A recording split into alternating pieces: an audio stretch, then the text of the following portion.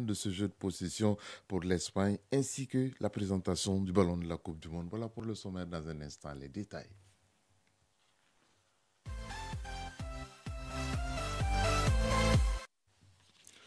Encore une fois, bonjour et bienvenue dans ce journal de la Coupe du Monde. Les grandes nations se sont taillées la part du lion en quart de finale avec 5 nations européennes, l'Angleterre, la France, les Pays-Bas et la Croatie.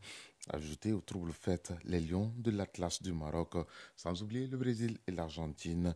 Mohamed Nama Keïta revient sur cette qualification historique du Maroc. La victoire au tir au but du Maroc mardi contre l'Espagne confirme que cette Coupe du Monde, atypique dans son calendrier, sa programmation et sa géographie réservent encore des surprises. C'est un accomplissement historique pour le Maroc qui égale la meilleure performance d'une nation africaine au mondial et peut espérer désormais un dernier carré inédit. On avait dit qu'on était venu pour représenter l'Afrique. On a vu que notre niveau avait augmenté. À savourer les sélectionneurs marocains, Walid Regragui au micro de Bein Sport. En 2018, l'écart s'était résumé à un bras de fer entre l'Europe et l'Amérique du Sud. 4 ans plus tard, le Maroc a rompu ce duopole, même si le nombre de nations européennes qualifiées, 5 sur 8, est encore conséquent. Le parcours du Maroc est remarquable et est incarné par la renaissance de Hakim Ziyech, écarté pendant plus d'1 an de la sélection durant l'ère Walid Halilovic, ou encore le travail de sape de Sofiane Amrabat et la solidité de l'arrière-garde composée de Romain Saïs et Naïef Aguer.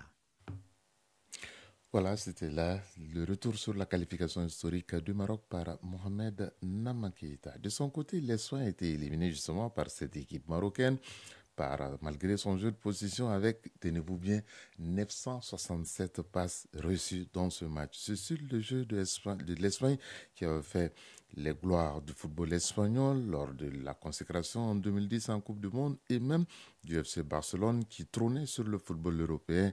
Est-ce la fin du tika-tika? La réponse avec Isaac Tchenou. 967 passes reçues, un seul tir cadré en 120 minutes pour 0 but. Voilà le terrible constat d'échec d'un schéma vu et encore revu mardi pour l'Espagne qui a fini par causer sa perte 12 ans après l'avoir hissé au sommet du monde. Mes joueurs ont parfaitement représenté mon idée de football, a martelé lui Enrique au coup de sifflet final, s'accrochant à un plan de jeu que tout un pays déplore désormais. L'Espagne succombe avec beaucoup de possession pour rien, a titré à sa une le quotidien journaliste espagnol El País mercredi. L'Espagne du Nini, ni étincelle, ni idée, ni but, a abandonné à sa une son concurrent ABC. Ce style de jeu à l'espagnol loué par les plus grands entraîneurs du monde et porté par Xavi, Iniesta et les anciennes stars de la Roja, il y a 12 ans en Afrique du Sud, était encore vanté par le sélectionneur marocain Walid Regragui la veille de la rencontre. En moyenne, durant le mondial 2022, l'Espagne a totalisé 955 passes par match, mais depuis leur sacre en 2010, les Espagnols n'ont gagné que 3 matchs en 3 éditions de la Coupe du Monde, contre l'Australie 3-0 en 2014, l'Iran 1-0 en 2018 et le Costa Rica 7-0 en 2022. Est-ce le moment pour le sélectionneur Luis Enrique est revenu aux commandes en 2019 de laisser les rênes de la Roja? S'il y a un responsable, c'est moi, a assuré le technicien mardi après le match contre le Maroc. Selon la presse, le nom de son successeur commence déjà à circuler dans les couloirs de la Fédération espagnole.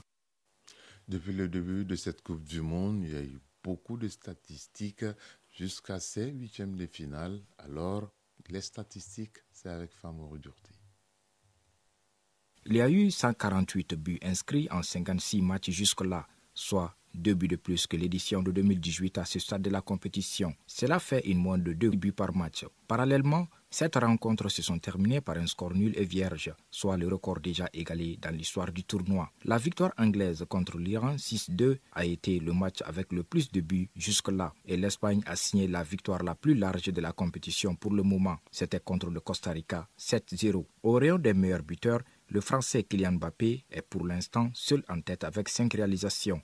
Ses poursuivants sont à 3 buts. En ce qui concerne les meilleurs passeurs, Harry Kane est devant avec 3 passes décisives. Il n'y a eu que 3 buts contre son camp pour le moment. Celui inscrit par le Canada par l'intermédiaire du Marocain Naïef Aguer, celui inscrit par le Costa Rica par l'intermédiaire de Manuel Neuer et celui inscrit par l'Australie par l'intermédiaire de Enzo Fernandez. Avec 12 buts marqués en 4 matchs, l'Angleterre et le Portugal sont les meilleures attaques de la compétition. À l'inverse, La Belgique, le Danemark, la Tunisie, le Pays de Galles et le Qatar n'ont marqué qu'une seule fois. Le Maroc a la meilleure défense avec un seul but encaissé en 4 rencontres. À l'opposé, le Costa Rica est la plus mauvaise défense de la compétition avec 11 buts encaissés. Aucune équipe n'est parvenue à gagner ces 3 rencontres. Les Pays-Bas, l'Angleterre et le Maroc ont obtenu 7 points, le meilleur total réalisé lors du tournoi. Il y a 4 équipes encore invaincues dans la compétition.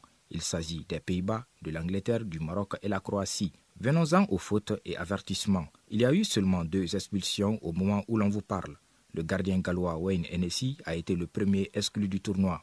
Vincent Boubacar a aussi reçu un carton rouge lors du match contre le Brésil. 185 cartons jaunes sont distribués. Avec 14 cartons jaunes, l'Arabie Saoudite est l'équipe qui a récolté le plus d'avertissements devant la Serbie, 12. L'Angleterre est la seule équipe à ne pas avoir écopé de cartons au cours de ses 4 premiers matchs. Il y a eu 15 pénaltys sifflés, 10 ont été inscrits et 5 manqués. Wozniak Szczesny, le gardien polonais, en a repoussé 2.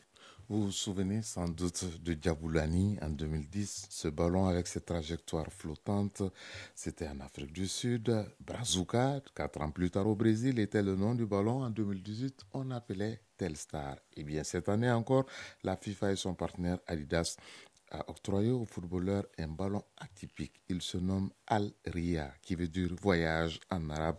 Un ballon pas comme les autres, nous dit Famrou Djourti. Al-Rila veut dire voyage en arabe.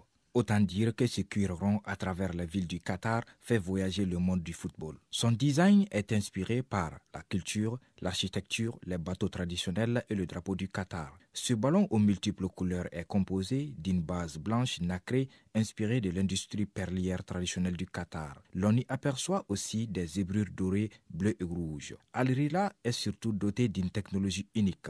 Le ballon Al-Rila est connecté et est équipé d'un capteur d'unité de mesure inertielle capable de déterminer précisément son altitude, sa vitesse et sa position. Il envoie 500 fois par seconde ces données à la salle de visionnage, rapporte le journal Le Figaro. Ce système est accompagné d'un dispositif de 12 caméras situées sur les toits des stades qui vont suivre la trajectoire du ballon et des joueurs. La dite technologie permet de détecter les hors-jeux et facilite la prise de décision des arbitres.